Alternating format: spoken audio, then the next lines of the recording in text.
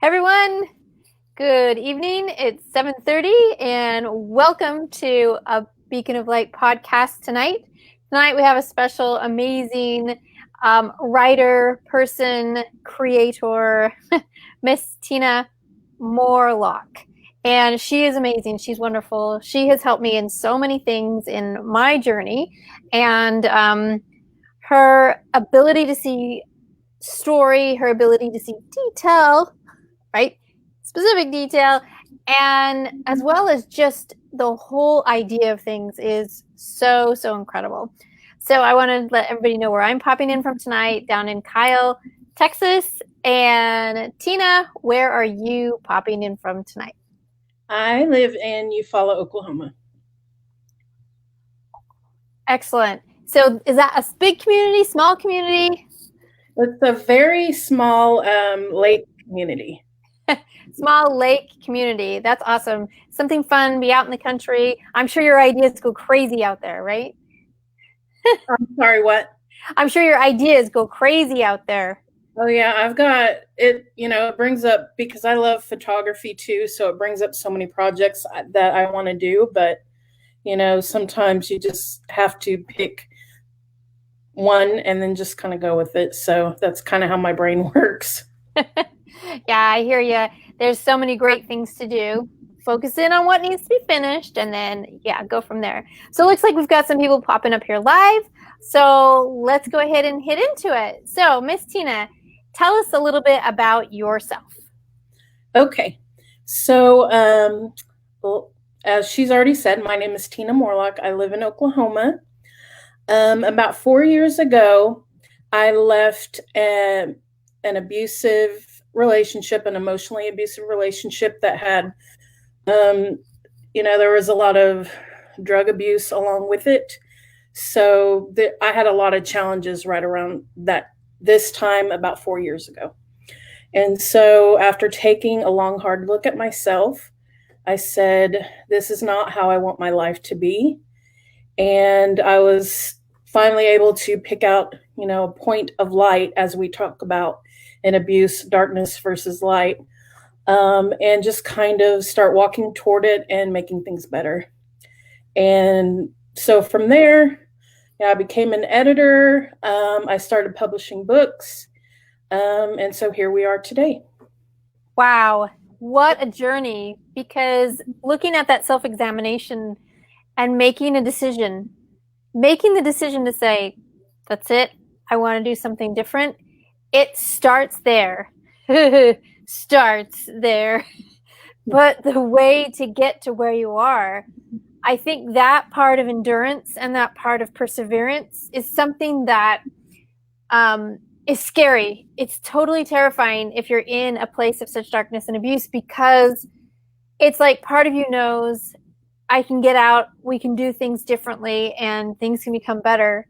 And then you look at the mountain that you got to climb, and you're like, oh, maybe I'll just hang back. I will just deal with it.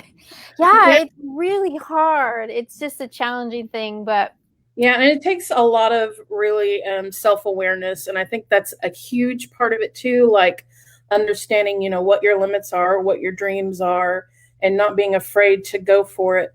I just kind of, looked at him like, so I've had the worst thing happen to me in my life so far, and I'm not going to let it get worse from here.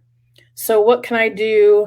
For me, I had always dreamed of being a writer. When I was in elementary school or junior high, I was gifted a typewriter, and that's before, the internet and all that. So I wrote stories on typewriters. I wrote poetry. I was on my newspaper staff in high school and college. And so that kind of came to the surface, and I started, disappointment is kind of a negative word, but it kind of pushed me into the right place. So I got disappointed at how I shut my eyes to what I wanted to do. And so I finally started doing it, and it just opened so many doors for me. wow.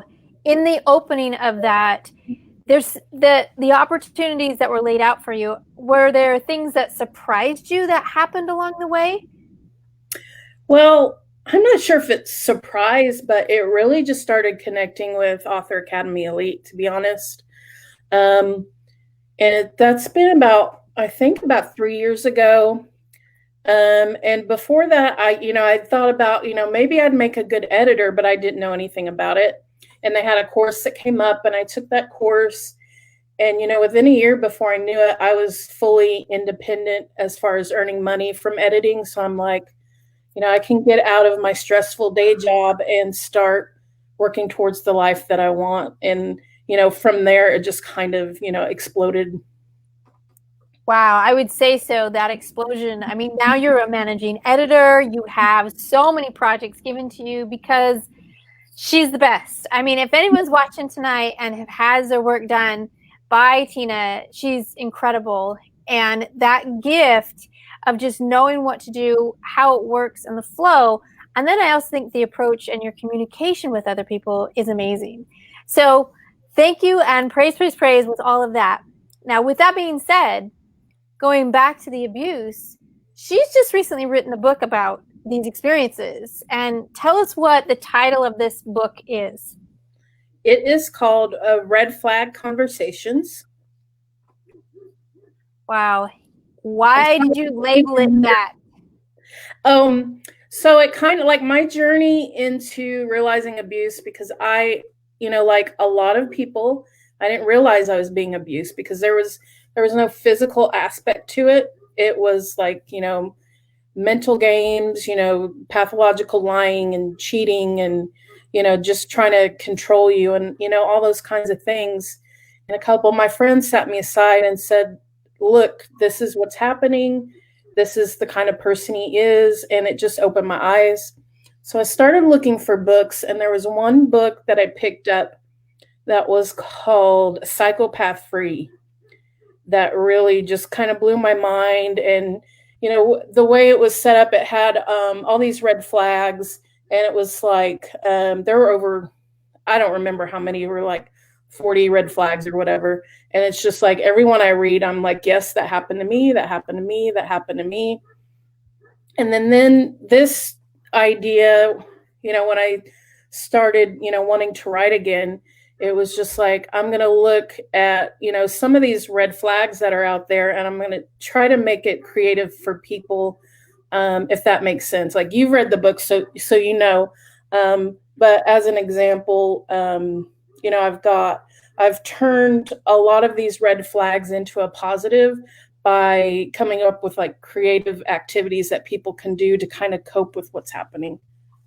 Wow, I think that's powerful to understand the coping part of things, because when we have these red flags happening, like friends, they usually see them first.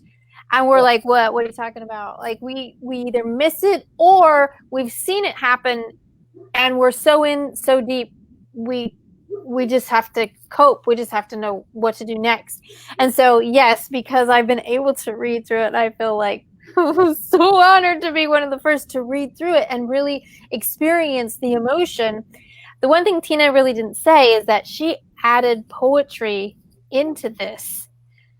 And I tell you what, I'm a different kind of poet type of person. I not really with the rhymes and stuff like that and meter and tempo. I'm an emotional poet where if I see it and it's shortened, and it's shortened meaning I'm getting right into the impact of the emotion, that appeals to me. And so I hooked right into what Tina's poetry was all about and how it was explaining it. It was so visual without being graphic. It was so emotionally, I'll say the word triggering in a few poems that I read. I was like, oh, I'll go put that down for just a minute, because you've experienced that. And there's times where when you read someone else's experiences and they just seem to match, I look over my shoulder like, were you right there? I think they were right there. They must have been taking the camera, because that feeling, they captured it perfectly. So there were 3 for me, Tina, that you captured, and I was like, wow, I really had to put it down for a minute and just be like, amazing. amazing. And then turning the page after the poetry and getting into these kinds of ideas of what to do about it. Oh, I was like, okay, good, there's some light here. she's put me right back into this place, but didn't leave me there. Didn't leave me there bleeding, so to speak. So that was great. That's something I really appreciated with the book. So how did you come up with that idea to kind of take people through this type of journey? Honestly, and it's an awful answer, but I don't remember. But, on top of that, I'm, as far as writing goes, I'm a poet by heart. Like, I went through phases in my life where I would write, several poems a day, mostly for therapeutic reasons. I started when, I was a teenager, barely a teenager, and they were really, really bad, like rhyming and just, whiny, goth emo kind of poetry. And then I kind of grew from that. And then a few years ago, I took a poetry class at my college, and I did my first workshop, and I got, some feedback that kind of felt a little judgmental at the time, but it was really telling me, like, look, your reader is not seeing what you're seeing from this. So it kind of brought me into the more visual area of poetry. And then I think it kind of grew from there. I would agree with that visual understanding. So even though it might have been hard to receive that in the first place, the the visuals that you bring into this are in some places haunting, and other places brilliant. Like they just they just have an impact that helps you to really start to examine things. And I think for any of us that have been in the abuse cycle or relationships or anything like that, there's a place where you come to, like Tina mentioned, that you examine and you make a choice. This is it. I'm leaving. I'm out. However it all works. Then after that, you suddenly find yourself on this journey. Yeah, climbing a mountain, doing whatever analogy you want to put to it. And it's this journey, this pathway. So with the poetry, this journey, these coping things with it, you have this sense of maybe, like for myself, I know I went a little bit deeper in my own personal healing journey, thinking, wow, there was still some stuff to kind of clear. And I was kind of surprised at some of the responses, because reading a book like this, so, how do you prepare for that? You're just like, well, okay, here we go. And so as I went in, Tina actually took me on a tour of some of the things that were still deeper than I had understood or realized. And so for myself, it became some more help within my own journey, and an awareness would be the perfect word. So I really thank you for that. Well, I think that's true because, as an editor, I have, and I'm sure you have the opportunity to read different kinds of books about abuse. Maybe not necessarily like just emotional abuse, but maybe, child abuse, sexual abuse, any kind of trauma, really. And you read something and you're like, wow, that, and inside it really shook you. And you're like, I didn't know that. And so it changes, I can see how it changes you and, your kind of perception of how far you've gone. I don't think it pulls you back, but it gives you another path to travel. Agreed with that. It agreed with that fully. It does give you another path, something that you can see even more. And so it's something that is amazing. So share with us maybe one of the red flag conversation pieces with our audience tonight. I think I just kind of go with the first one. I think one of the ones I used to kind of play off of was the way that an abusive person can control you by keeping you from your friends and family. And that's kind of where my book starts, is thinking about your support system, your family. I talk about that, and I talk a little bit about my story. Like I talked about earlier, my two friends that took me aside and educated me. And then kind of the journal entry there, because my book has 30 journal entries throughout, and it gives you a place, like a private space, to list potential people that you think could support you along your journey to find more healing. That's really so key. I found that within myself, I started building a network probably 18 months before we actually left. Now, I didn't use those words. I wasn't like, oh, well, today I'm going to be part of my building my network. But I was actually making connections with people who were healthy, who were not in this place of just spinning darkness. And they were a pinpoint of light for me. And I was like, okay, I'm going to watch and see what's happening there. And that's attractive. And that's something important that I want more of.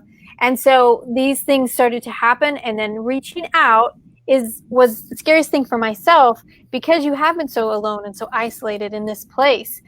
And then finding that you can connect again, you can make these friendships again, you can do this, becomes that total support, in that when it is time to go and you know yourself, you actually have a place, people, supports that aren't going to judge, that aren't going to turn you back, anything like that. And I like what Kathy Studer, she's here tonight, she says that she loves the idea of another path to travel. And she understands the concept of coming through abuse and what to do in a healing journey as well. So thank you, Kathy, for that. That's fantastic. So Tina, if there's something that you'd like to share about this red flag conversation, who would you want it to reach? Like, who is your audience for this book? I think, and just because, I'm the one who wrote it, I think somebody who's kind of had a journey similar to me, where they had a point where they had to get out of their relationship. They're already out, but they don't know what to do next. I think that's really the ideal place, the ideal reader for me, because they're still struggling with, all these different complicated layers that they haven't pulled back.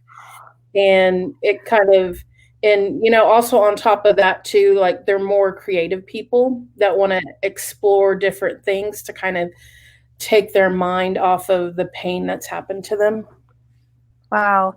That's very specific. So if anyone is in the audience that understands that where you've left, you are, you're in a safer place emotionally, physically, spiritually, whichever way that the abuse was happening, you've left, there is this gray zone that you're out, but you've been used to this for so long.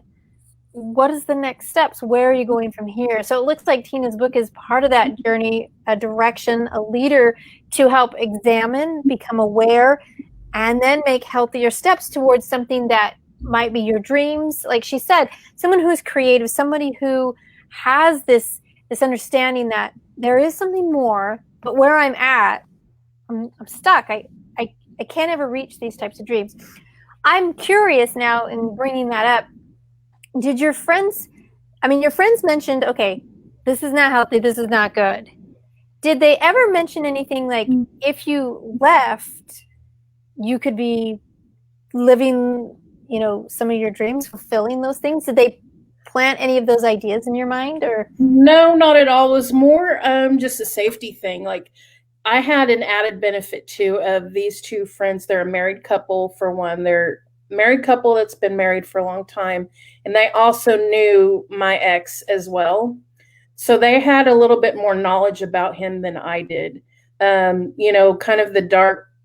Sometimes when we're in abusive relationships, our partners have dark parts of who they are that they don't reveal to you, because they want to keep up that, I guess it's a mask to keep you around. And so they knew some of these more darker parts about him, and they kind of sat me down and, talked about like narcissist personality disorder and, all of that. And they were really coming from a place of safety, where it's like, you need to stop talking to him, because I can see a path where he could possibly physically come back and harm you. And they offered me support in that way as well. He's like, you call me if you ever need me to come, and I will be there for you. And they've always been, with anything in life, they've always been that rock for me. So it's really great to have that person. And kind of on the flip side, right around the same time that I was just discovering all this, I wanted to say that there sometimes is a negative aspect to some of the support you get, or kind of like an anti-support. I had a close friend that I'd known, since high school, that came out and said, this abuse is all your fault.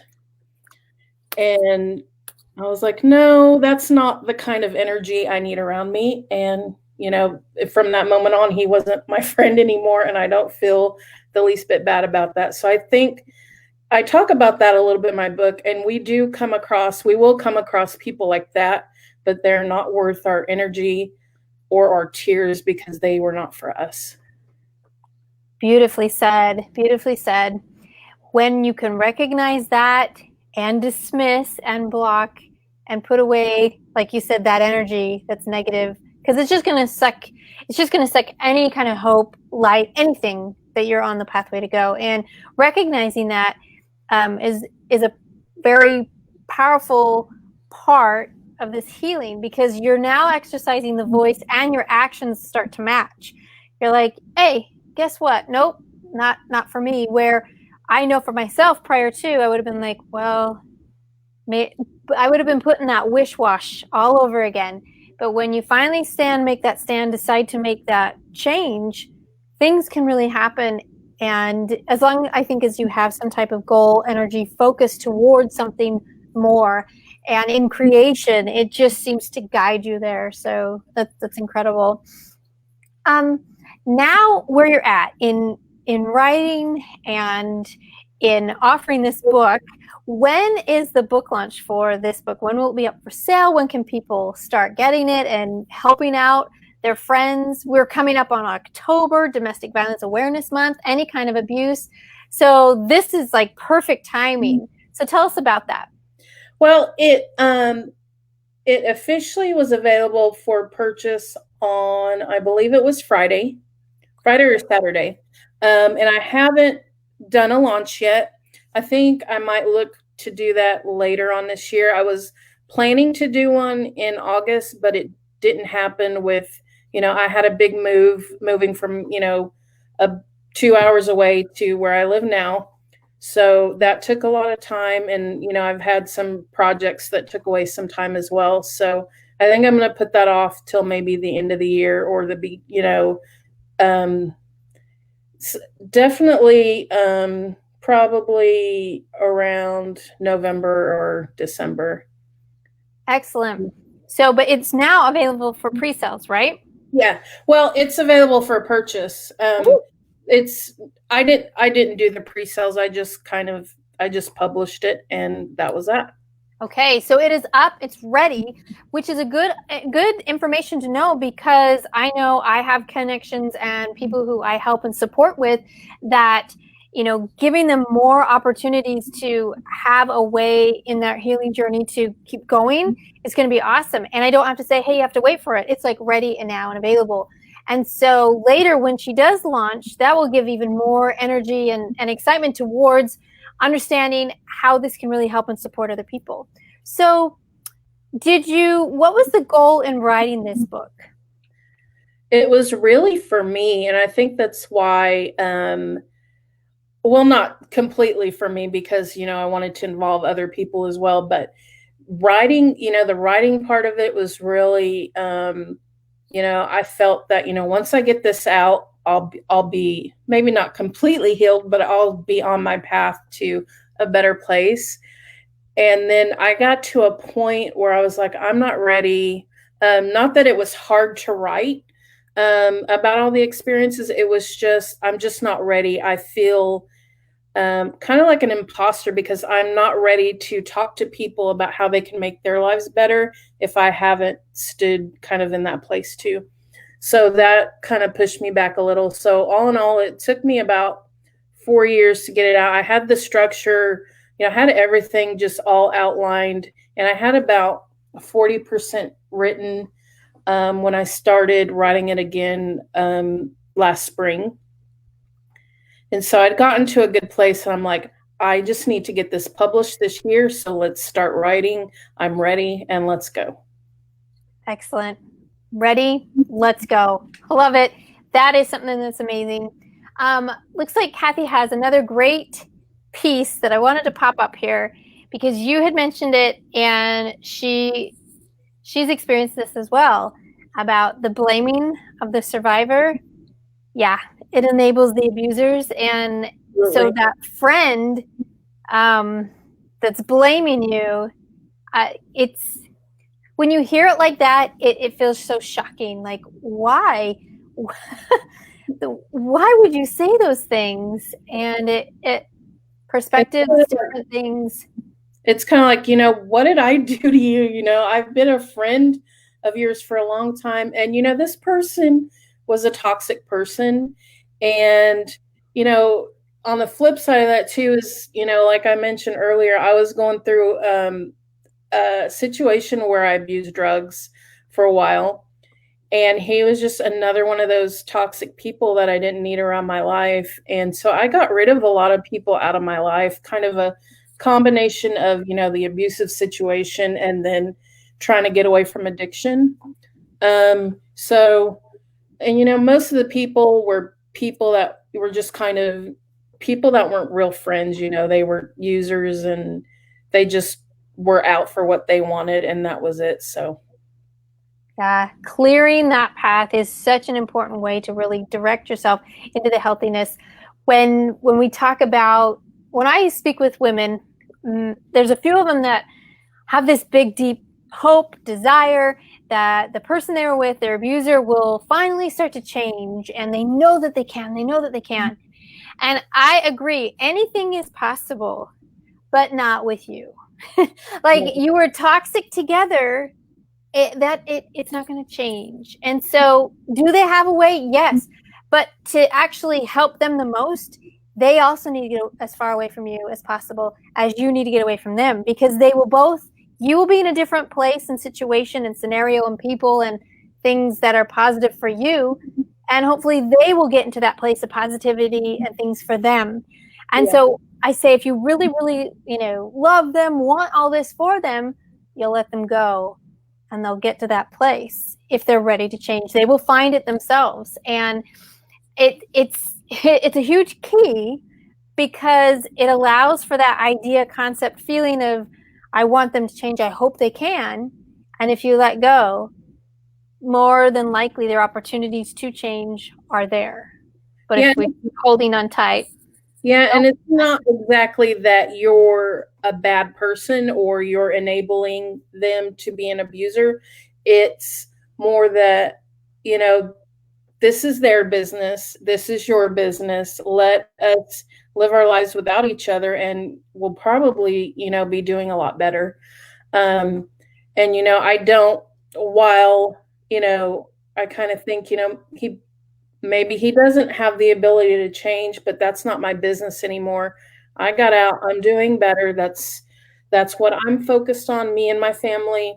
And I really do hope that he gets better, that he finds a better life, because I know they're not abusers for no reason at all. There's a reason they are, but that's not really our business. And so they need to find, just like we need to find help, they need to find help too. Agreed with that fully. Looks like Dawn has something interesting to say. She said, I don't know who said this quote, but not all storms come to disrupt your life. Some come to clear your path. Beautifully said, Dawn. Beautifully said. And when we have that perspective of things clearing out, amazing things can happen. Tina's life is evidence and proof of such a miraculous change. Her impact on so many of us as authors, as editors, as supports, as friends are so much bigger than I don't even know if she actually dreamed of. And I think it's just going to get even more and bigger. And so this storm cleared her path and she's definitely, on the way. So Red Flag Conversation is available today. We'll put the links and stuff below here tonight. And I just thank everybody for coming and supporting Tina and showing up for this tonight. Tina, do you have anything else you would like to add to this conversation? Well, I wanted to say thank you for inviting me and thank you for the people who are listening. And just to kind of piggyback on what Dawn said, I kind of take the perspective of this was meant to happen. Not that I was meant to suffer or be hurt or anything, but I was meant to go through a dark period so that I could find my way to who I was meant to be. Exactly. Exactly. It's a big journey. It's Yeah. terrifying. It's crazy. But wow, on the other side, it's amazing. It's really amazing. Thank you, Tina, so much. And thank you, everybody, Kathy and Dawn and everyone else who showed up here live. Thank you so much for the support. And we will put red flag conversations and how to get to it all down here below. And thank you, everybody. We'll see you tonight. Bye-bye.